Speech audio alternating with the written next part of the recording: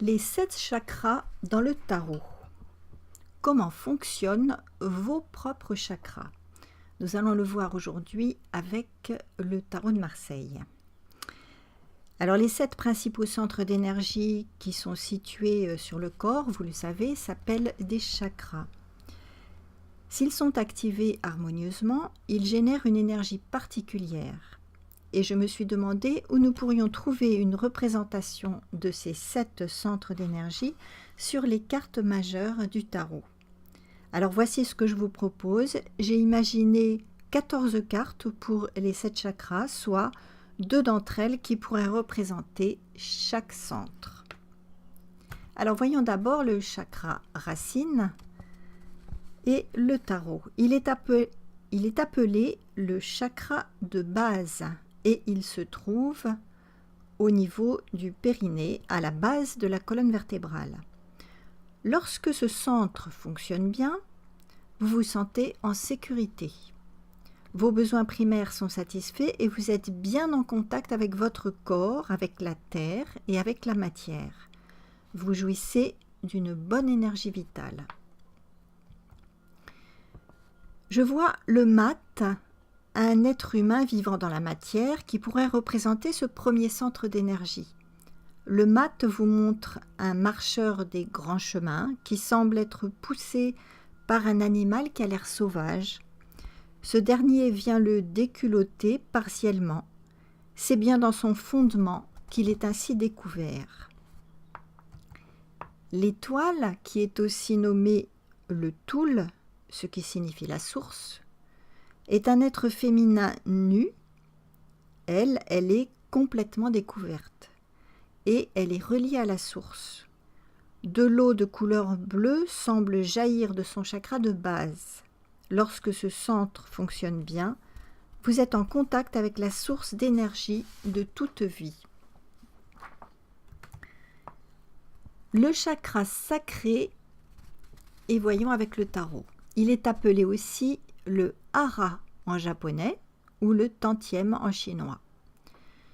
Ce centre, qui se trouve à 4 doigts sous le nombril, vous met en contact avec votre énergie sexuelle et avec vos instincts. Lorsqu'il fonctionne bien, vous pouvez utiliser votre flair instinctif et agir avec votre identité profonde. Les découvertes scientifiques nous montrent que ce centre fonctionne comme un deuxième cerveau. Le battleur tient un denier sur ce centre. Il nous montre qu'en démarrant une activité, c'est la carte qui porte le nombre 1, vous avez intérêt à vous centrer au niveau de votre ventre. Cela vous évite de vous disperser, ce que le battleur pourrait faire à cause de tous les objets qui se trouvent sur sa table. La force tient majestueusement et sans effort la gueule d'un lion ouverte. Elle est parfaitement centrée au niveau de ce chakra. Elle porte aussi le nombre 1 2 fois, puisque elle porte le nombre 11, où on a le 1 répété 2 fois, ce qui lui demande d'être fortement centré. Le lion représente ses instincts, son énergie sexuelle qu'elle maîtrise parfaitement. Avec la maîtrise de vos pulsions sexuelles, vous obtenez la force intérieure. Maintenant, le troisième chakra, le chakra solaire. Il correspond au plexus solaire. Grâce à lui, vous gérez vos émotions et vous obtenez une bonne confiance en vous. Lorsque vous avez une relation saine avec vos émotions, vous êtes en contact avec votre feu intérieur. Vous rayonnez. Tempérance, la carte de l'âme, représente un ange dont le plexus solaire est souligné par une bande verte. Le vert symbolise une énergie de croissance et de vitalité. L'âme est le lieu de votre sensibilité la plus profonde. Et pour être en contact avec elle, il vous est nécessaire de gérer vos émotions, qui sont sous la dépendance de votre cerveau limbique, car elles masquent la sensibilité délicate et subtile qui est en vous. tempérance, qui n'a pas d'article, appartient au monde subtil. Et pour être connecté à ce monde, il vous est nécessaire de faire un travail au niveau du plexus solaire, sur vos émotions, afin d'obtenir une bonne confiance en vous. Le soleil nous montre comment rayonner ce feu intérieur. Le petit garçon touche le plexus solaire de la petite fille, montrant ainsi qu'il a besoin de rassurer pour pouvoir rayonner la lumière qui est en lui.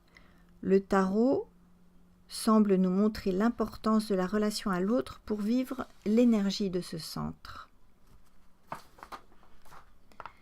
Voyons le chakra cardiaque. Il se trouve au niveau de la région du cœur. À cet endroit de votre corps, vous avez besoin de vous libérer de vos peines de cœur, de vos frustrations affectives, pour pouvoir aimer la vie. Vous ouvrez alors votre cœur jusqu'à pouvoir aimer de façon inconditionnelle. L'amoureux est touché par sa belle au niveau de son cœur. Il pourrait être vu comme écartelé ou déchiré entre ces deux femmes, ou bien entre son passé et son futur. Pour ouvrir son cœur, il a besoin de rencontrer le désir qui lui montrera le chemin de son cœur. Le petit Eros lui lance la flèche du désir pour qu'il fasse l'expérience de l'amour et qu'il franchisse peu à peu tous ses degrés. Le pape qui fait un geste de bénédiction de sa main droite au niveau de son cœur. C'est avec son cœur qu'il bénit de sa bienveillance les enfants qui sont à ses pieds. Il évoque ainsi le geste de respiration qui monte et qui descend. Et d'ailleurs, il nous renvoie à la 5e lettre, le E ou le E, qui signifie le souffle. Respirez en profondeur si vous voulez ouvrir votre cœur. Voyons le chakra laryngé qui est situé au niveau de la gorge. Grâce à lui, vous vous exprimez par la parole. Vous êtes créatif, imaginatif et intuitif. Vous écoutez les messages subtils de votre être ou de votre guide intérieur.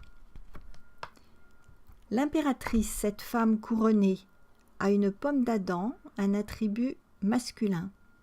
C'est une femme puissante qui évoque le pouvoir de la parole.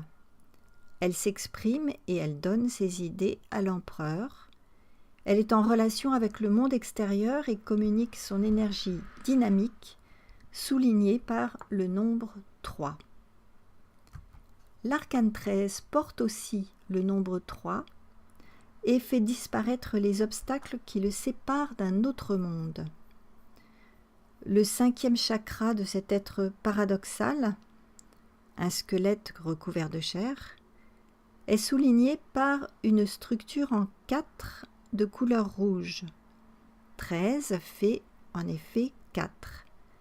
Cette œuvre de démolition apparente cache une nouvelle réalité capable de se concrétiser, puisque 4 est le nombre de la matière. Il faut avoir accès à sa parole pour franchir ce pas. Voyons le chakra du 3e œil. Il se situe entre les 2 yeux, un peu plus haut sur le front. Cet œil voit au-delà des apparences. Grâce à lui, vous voyez le monde avec lucidité et discernement. Vous êtes en contact avec votre intuition supérieure et vous agissez de façon juste. La justice affiche un petit mandala au niveau de son 3e œil. Elle voit et elle peut ainsi être dans ce qui est juste car elle est lucide. Grâce à sa vision du monde subtil, elle maintient l'équilibre homéostasique du monde. L'ermite porte sa lanterne au niveau de son front qui est marqué par 3 rides. Sa lumière est une lumière intérieure qui représente son intuition et sa sensibilité au monde subtil. Il s'appuie sur son bâton qui a la forme de sa colonne vertébrale. Il s'appuie donc sur sa structure intérieure pour exercer son intuition. Sans cet ancrage, il risquerait de se perdre dans des fantaisies imaginaires. Enfin, le dernier, le chakra coronal, il est celui de la couronne qui entoure ce centre. Ce dernier vous ouvre à la conscience de tout ce qui est relié. Vous ne vous sentez plus séparé et vous recevez une énergie qui emplit votre corps. Vous pouvez alors vous accomplir. Le chariot est couronné, il est relié au divin comme le nombre 7 qu'il porte. Il est maître de lui et maître de ce qu'il entreprend. Il est ouvert au monde et protégé par son armure afin de construire et de réussir ce qu'il entreprend. La maison Dieu porte elle aussi le nombre 7, 1 plus 6.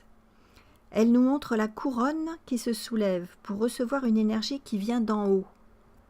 Cette énergie envahit la tour qui représente, grâce à sa couleur chair, notre corps construit. 37 deniers évoquent encore notre corps par sa température, les 37 degrés, et ces deniers tombent du ciel comme une manne.